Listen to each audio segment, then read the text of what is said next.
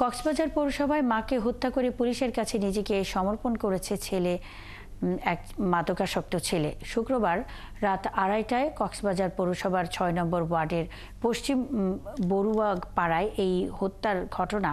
কক্সবাজার সদর থানার ভারপ্রাপ্ত কর্মকর্তা ইলিয়াস খান জানান, মরদেহ উদ্ধার করে কক্সবাজার সদর হাসপাতালে আনা হয়েছে।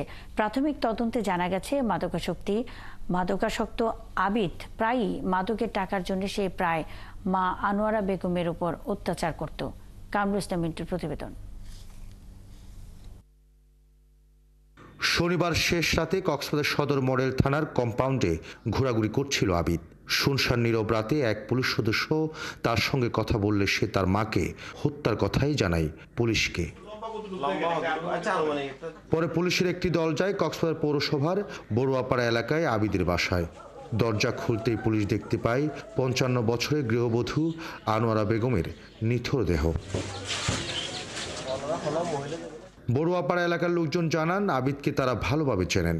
সে মাদকাসক্ত ছিল এবং মাদকের টাকার জন্য মা এবং বাবার উপর নিয়মিত নির্যাতন করত। যেহেতু এডিক্টেড, সবসময় টাকা পয়সা নিয়ে তো ঝামেলা আগে থেকে করতে থাকতো।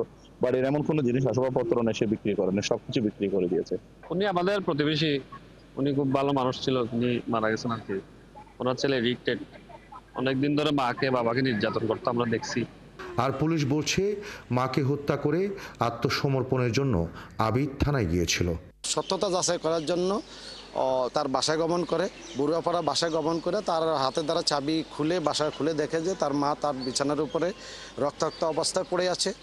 তখন পুলিশ তাকে আলাদা করে এবং প্রয়োজনীয় আনুষঙ্গিক কার্যক্রম করে। বাসার ভিতরে শুধু মা এবং ছেলে অবস্থান করছিল। আবিদ নিহত আনোয়ারা বেগম ও নিয়াজ আহমেদের একমাত্র ছেলে।